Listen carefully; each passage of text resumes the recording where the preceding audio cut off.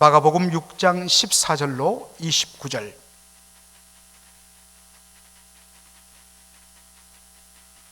우리 14절로 29절 한 목소리로 한 절씩 읽도록 하겠습니다. 14절 제가 먼저 읽습니다. 이에 예수의 이름이 드러난지라 헤롯 왕이 듣고 가로되 이는 세례 요한이 죽은 자 가운데서 살아났도다. 그러므로 이런 능력이 그 속에서 운동하느니라 하고, 어떤 이는 이가 엘리야라 하고, 또 어떤 이는 이가 선지자니 옛 선지자 중의 하나와 같다 하되, 헤롯은 듣고 가로되 내가 목배인 요한 그가 살아났다 하더라. 전에 헤롯이 자기가 동생 빌립의 아내 헤로디아에게 장가든 거로 이 여자를 위하여 사람을 보내어 요한을 잡아 옥에 가두었더니, 이런 요한이 헤롯에게 말하되 동생의 아내를 취한 것이 옳지 않다 하였음이라. 헤로디아가 요한을 원수로 여겨 죽이고자 하였으되 하지 못한 것은 헤롯이 요한을 의롭고 거룩한 사람으로 알고 두려워하여 보호하며, 또 그의 말을 들을 때에 크게 번민을 느끼면서도 달게 들음이러라. 마침 귀에 좋은 날이 왔으니 곧 헤롯이 자기 생일에 대신들과 천부장들과 갈릴리의 귀인들로 더불어 잔치할세, 헤로디아의 딸이 친히 들어와 춤을 추어 헤롯과 및 함께 앉은 자들을 기쁘게 한지라. 왕이 그 여아에게 이르되 무엇이든지 너 원하는 것을 내게 구하라, 내가 주리라 하고, 또 맹세하되 무엇이든지 네가 내게 구하면 내 나라의 절반까지라도 주리라 하거늘, 저가 나가서 그 어미에게 말하되 내가 무엇을 구하리까? 그 어미가 가로되 세례 요한의 머리를 구하라 하니, 저가 곧 왕에게 급히 들어가 구하여 가로되 세례 요한의 머리를 소반에 담아 곧 내게 주기를 원하옵나이다 한데, 왕이 심히 근심하나 자기의 맹세한 것과 그 앉은 자들을 인하여 저를 거절할 수 없는지라. 왕이 곧 시병 하나를 보내어 요한의 머리를 가져오라 명하니, 그 사람이 나가 옥에서 요한을 목베어 다같이 제가 읽겠습니다. 그 머리를 소반에 담아다가 여아에게 주니, 여아가 이것을 그 어미에게 주니라. 다같이요 요한의 제자들이 듣고 와서 시체를 가져다가 장사하니라. 오늘 저는 마가복음 6장 14절로 29절의 말씀을 가지고 달게 듣고도 라는 제목으로 말씀을 전하고자 합니다. 예수님의 놀라운 능력 행하는 소식이 온 갈릴리에 퍼졌습니다. 그러자 이 갈릴리를 통치하고 있던 헤롯 왕이 보인 반응이 뭐냐? 마가복음 6장 14절입니다. 이에 예수의 이름이 드러난지라 헤롯 왕이 듣고 가로되 이는 세례 요한이 죽은 자 가운데서 살아났도다. 그러므로 이런 능력이 그 속에서 운동한다 라고 그렇게 반응을 보입니다. 그 순간에 이 헤롯 왕의 머릿속에는 자신과 세례 요한의 그 악연이 다시 머릿속에 떠오르면서 어떤 일이 일어났는지를 한번 설명을 하고 있습니다. 헤롯 왕과 세례 요한과의 악연을 우리가 좀 더 잘 알기 위해서는 이 헤롯 왕가의 가계를, 족보를 우리가 좀 살펴볼 필요가 있습니다. 우리가 성경을 보면 오늘도 헤롯 왕, 또 여러분들 마태복음 2장에 보면 베들레헴에서 태어난 어린 아기 예수님을 죽이기 위하여 못된 짓을 행했던 헤롯 왕도 헤롯 왕이고, 또 사도행전 12장에 보면 또 헤롯 왕이 나옵니다. 우리 성경에는 전부 다 헤롯으로 나오기 때문에 우리는 종종 한 사람으로 생각하기 쉬운데 각각 다른 세 사람입니다. 그러기 위하여서 우리가 헤롯 왕가를 한번 살펴볼 필요가 있습니다. 아기 예수님을 죽이려 했던 그 무서운 왕 헤롯 왕을 일명 헤롯 the Great, 헤롯 대왕이라고 그렇게 부릅니다. 이 헤롯 대왕은 총 10명의 아내를 두었습니다. 왜 이렇게 많은 아내를 두었느냐? 소위 말하는 결혼 동맹을 통해서 자신의 권력을 굳건히 하기 위하여서 10명의 아내를 둡니다. 그리고 그 중에 5명의 아내에게서 6 아들을 낳아요. 제가 헤롯 왕가의 족보를 이렇게 그림으로 보여줄 수 있습니다만 그거는 물론 보면 너무 헷갈려요. 그래서 제가 이렇게 설명합니다. 5 아내에게서 6명의 아들을 낳습니다. 전부 다 배가 달라요. 한 부인에게서만 2 아들을 낳고 나머지는 다 하나씩 낳습니다. 그 중에 헤롯 대왕이 4번째 부인인 말다케에게서 낳은 아들 중에 한 명이 헤롯 안디바예요. 구분하기 위해서 그의 이름을 붙입니다. 헤롯 안디바, 바로 오늘 본문에 나오는 갈릴리를 통치하고 있던 이 사람, 이 헤롯 왕이 다름 아닌 헤롯 왕과 4번째 부인 말다케 사이에서 난 헤롯 안디바입니다. 헤롯 안티파스가 정확한 명칭이죠. 그런데 이 헤롯 안디바가 누구와 재혼을 하냐면 헤로디아라는 여인과 재혼을 합니다. 아내가 죽고 나서 재혼하는 것은 이건 전혀 문제가 안 됩니다. 남편이 죽고 나서 여인이 그 당시에 재혼하는 것, 오히려 어떤 면에서는 성경에서는 그것을 합법화했습니다. 그런데 뭐가 문제가 되어서 세례 요한이 그를 비판했는가? 자, 헤로디아가 누구인가? 자, 헤롯 대왕이 있습니다. 그는 5명의 아내에게서 6명의 배다른 아들을 낳았다고 했습니다. 그런데 이 헤롯 대왕이 2번째 부인인 미리암, 부인 이름이 미리암이 2사람입니다. 그래서 미리암 1, 미리암 2로 이야기하는데 이 헤롯 대왕이 2번째 부인인 미리암 1에게서 낳은 아들이 아리스토블루스입니다. 아리스토블루스, 그러니까 헤롯 아리스토블루스죠. 자, 그런데 이 아리스토블루스가 낳은 딸이 누구냐? 헤로디아입니다. 헤롯 대왕과 헤로디아는 할아버지와 손녀의 관계죠. 자, 여기서 헷갈리면 안 됩니다. 그런데 이 헤로디아의 아버지 아리스토블루스의 배다른 형제가 누구냐면 빌립입니다. 이 빌립은 배다른 형제인데 3번째 부인에게서 난 아들이에요. 그런데 헤로디아가 자신의 비록 배가 다르지만 자신의 삼촌인 빌립과 결혼을 합니다. 철두철미하게 정략적으로 결혼을 어른들이 시킨 거죠.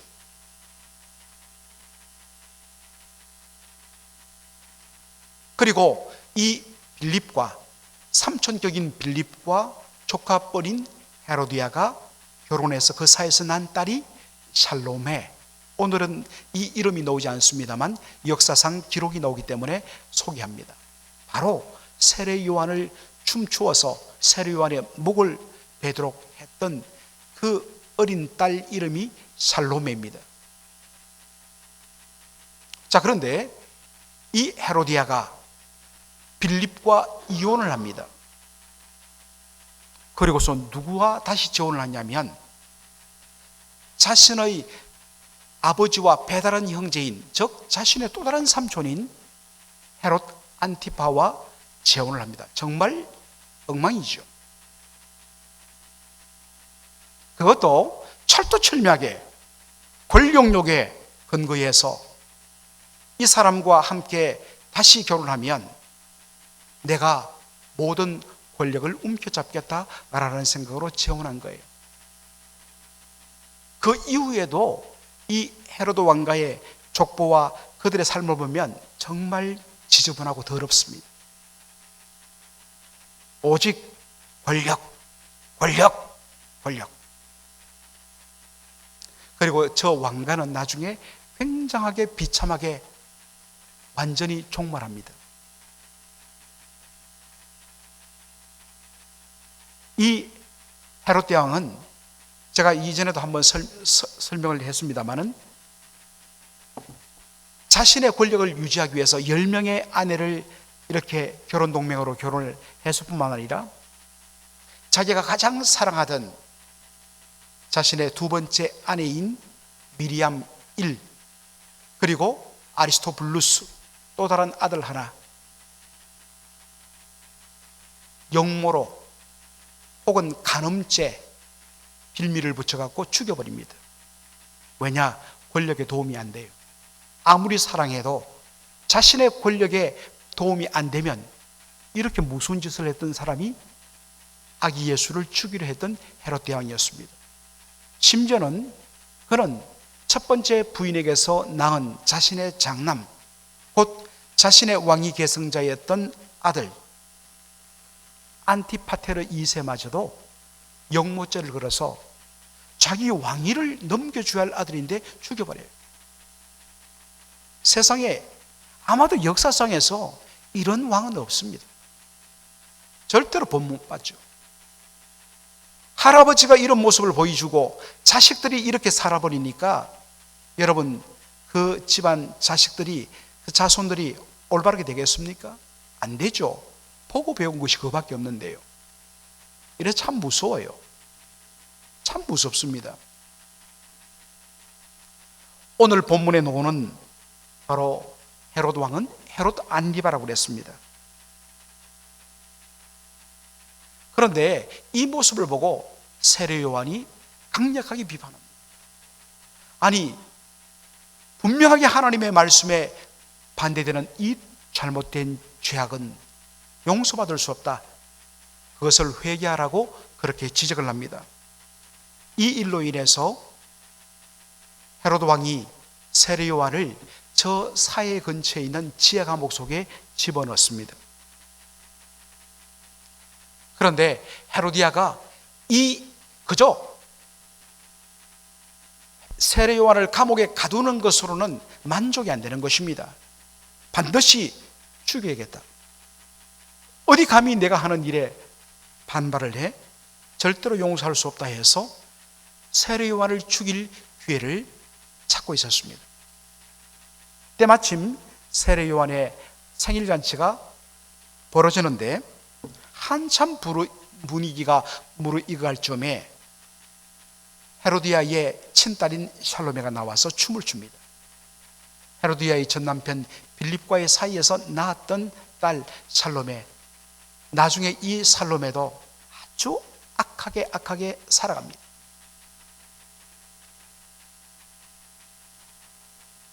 그 앞에 나와서 정말 아주 완전히 헤롯 왕의 마음을 완전히 사로잡는 춤을 춥니다. 얼마나 화려하게 춤을 추는지. 술은 한잔 했지요. 흥은 돋지요. 그러니까 헤롯 왕이 모인 신하들 앞에서 큰 소리로 너의 소원이 무엇이냐? 내가 들어주겠다. 네가 원한다면 내 나라의 절반이라도 떼어주겠다. 물론 진짜 나라의 절반을 떼어준다, 그런 의미는 아닙니다. 일종의 과장법이죠. 이것은 고대 시대에 유행했던 일종의 어떤 의미에서는 관용어구 속담이었습니다. 그만큼 내 나라의 절반을 떼어줄 만큼 너의 소원을 내가 들어주겠다, 이 말이죠. 그러니까 살로메가 그의 엄마 헤로디아에게 달려가서 무엇을 구할까요? 여러분, 딸이 몰랐을까요? 알았죠. 한 번 더 확인하는 것입니다.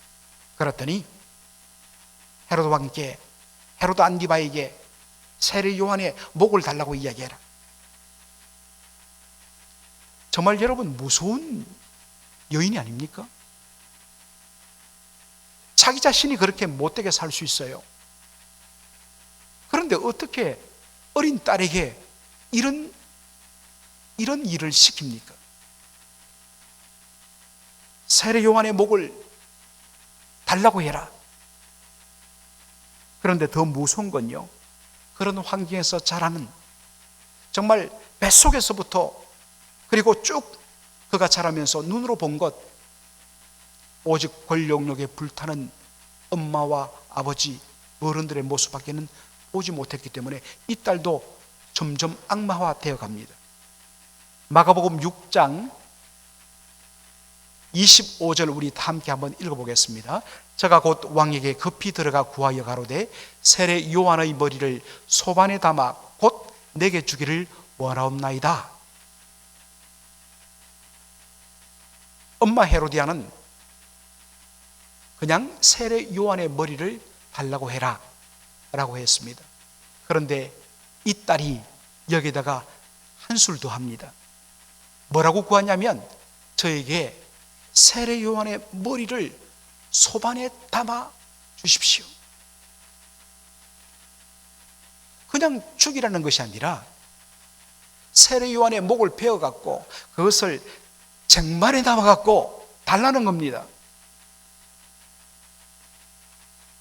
더군다나 곧이란 단어를 씁니다. Right now, immediately, 즉각 달라는 것입니다.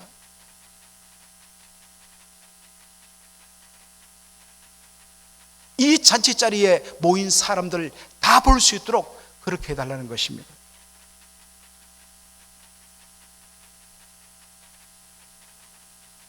얼마나 잔인한지요. 갈수록 그러한 영향을 받은 자녀자손들의 삶이 얼마나 강팍해지고 무섭게 되는지 정말로 우리가 항상 두려워할 수밖에 없습니다.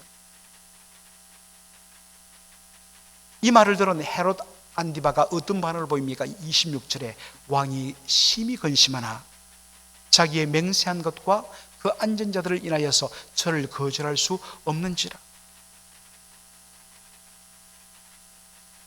헤롯 안디바는 이런 요구 앞에 그러지 뭐 하고 흔쾌히 들어준 것이 아니라 심히 근심할 때였습니다. 왜냐? 그는 세례 요한에 대한 일말의 존경심이 있었습니다.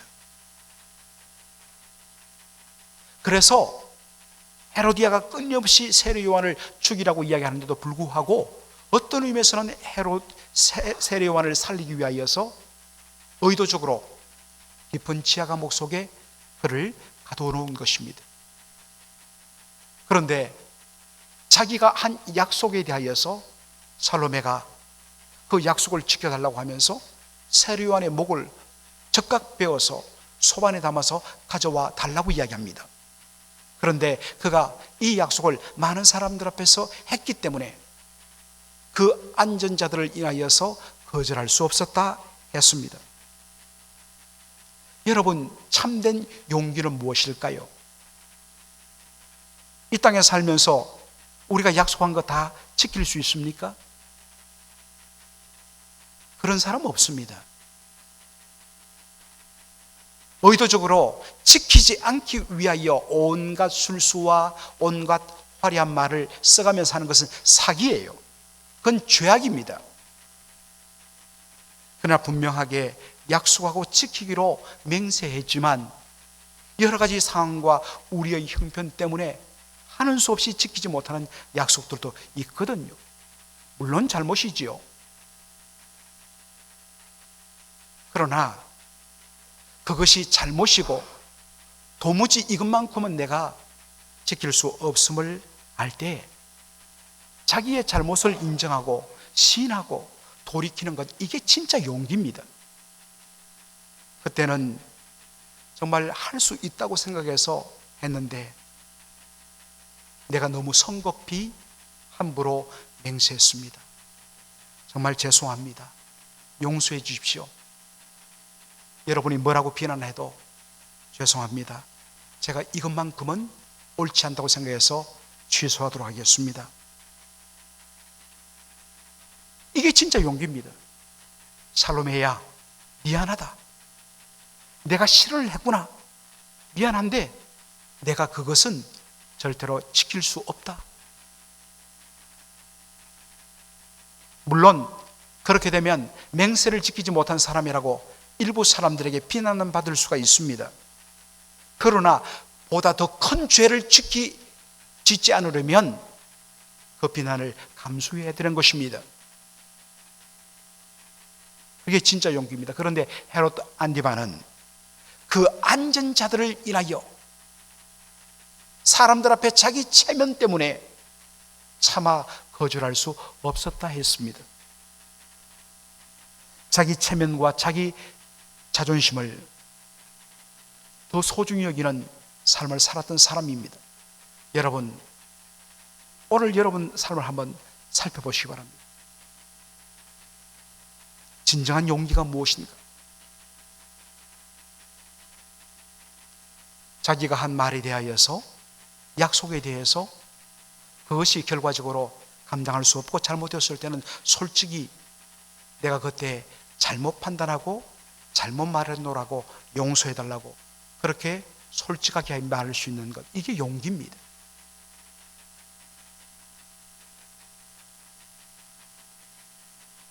헤롯 안디바의 어떤 의미에서는 모습을 가장 적으로 보여주는 것은 6장 20절 말씀입니다. 다 같이 한번 읽도록 하겠습니다. 헤롯이 요한을 의롭고 거룩한 사람으로 알고 두려워하여 보호하며 또 그의 말을 들을 때에 크게 번민을 느끼면서도 달게 더럼 이르라. 헤롯은 세례 요한을 의롭고 거룩한 사람으로 알았습니다. 그래서 그를 두려워했고 그리고 존중을 했습니다.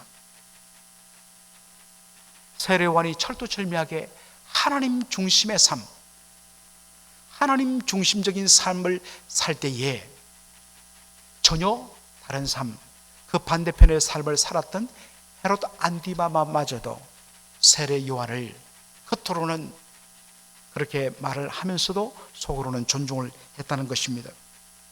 그래서 세례 요한의 생명만큼은 살려두기를 원해서 의도적으로 그를 저 먼 사해의 지하 감옥 속에 가두었던 것입니다.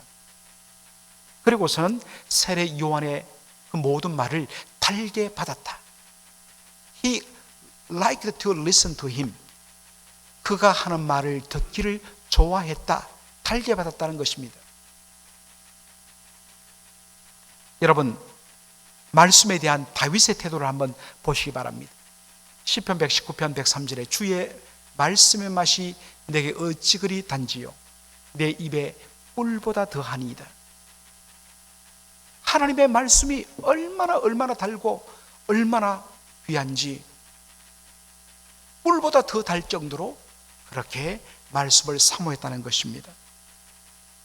자, 여러분, 주님의 말씀의 맛이 내게 꿀송이보다 더 답니다 라고 고백했을 때에 말씀에 대한 사랑이, 말씀에 대한 사모가 넘칠 때에는 반드시 그 말씀에 대한 열매가 나타나야 하는 것입니다. 그래서 시편 119편 104절에 다윗이 뭐라고 이야기하느냐? 주의 법도로 인하여 내가 명철하게 되었으므로 모든 것을 분별할 수 있는 분별력이 생겼으므로 라는 것입니다. 무엇 때문에요? 내 입에 너무나도 달콤한, 내 심령 속에 너무나도 달콤한 하나님의 말씀을 맛봤기 때문에, 그것 때문에 내가 명철하게 눈이 밝아져서 모든 선과 악을 분별하게 되었고, 그리고 거짓 행위, 부정한 행위에 대하여서는 내가 미워하여 가까이 하지 않았습니다. 이것이 다윗 왕의 고백입니다. 여러분, 말씀을 통하여서 선악이 드러날 때에 말씀의 은혜를 온전히 누렸던, 말씀이 꿀송이처보다 달다고 느꼈던 사람의 삶은 바로 그 죄에 대해서 미워하고 하나님의 의에 대하여 선은 삶의 결단이 일어날 수밖에 없습니다. 이것이 하나님의 말씀을 달게 받음의 열매입니다. 그런데 헤롯 안디바는 어떻습니까? 말씀을 달게 받았습니다. 그러나 크게 번민했습니다.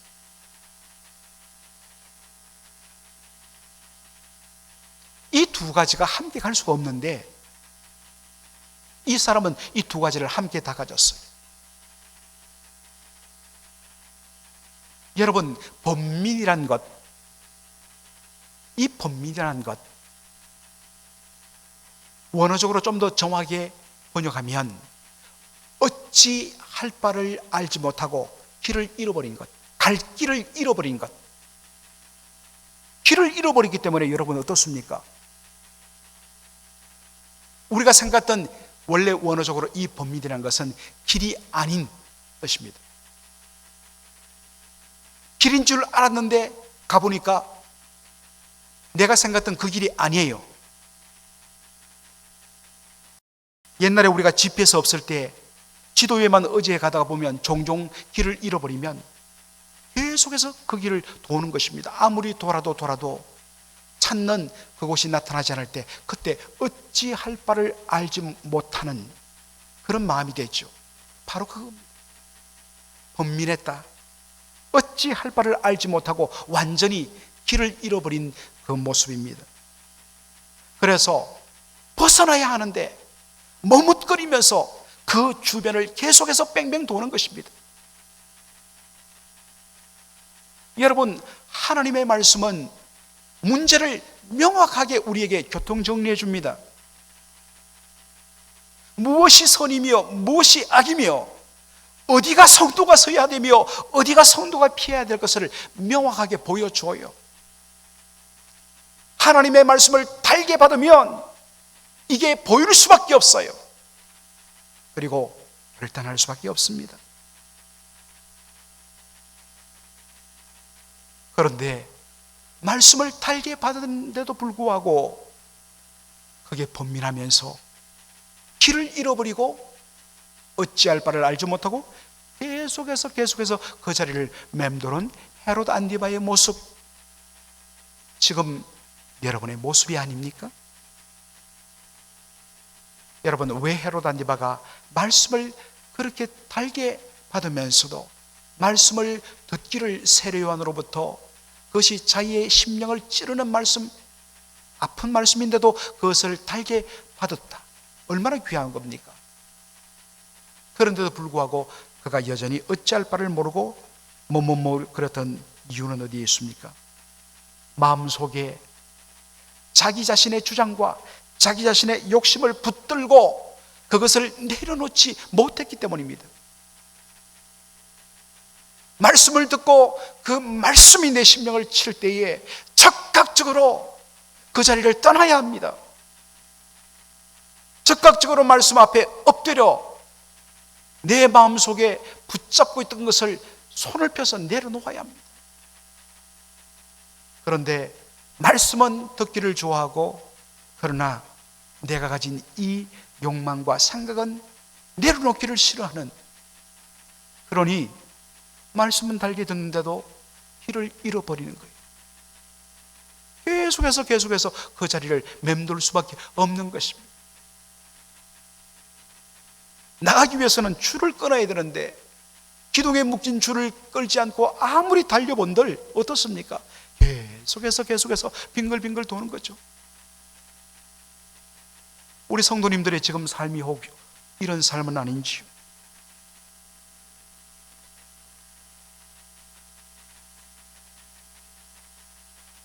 예수님께서 소아시아의 7교회 중에 마지막 교회인 라오디게 교회에게 주신 말씀이 있습니다.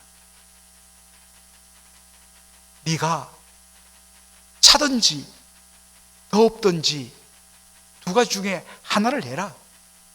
차지도 아니하고 덥지도 아니하는 미적적의한 그런 것 내가 내 입에서 토해내겠다 이야기하십니다.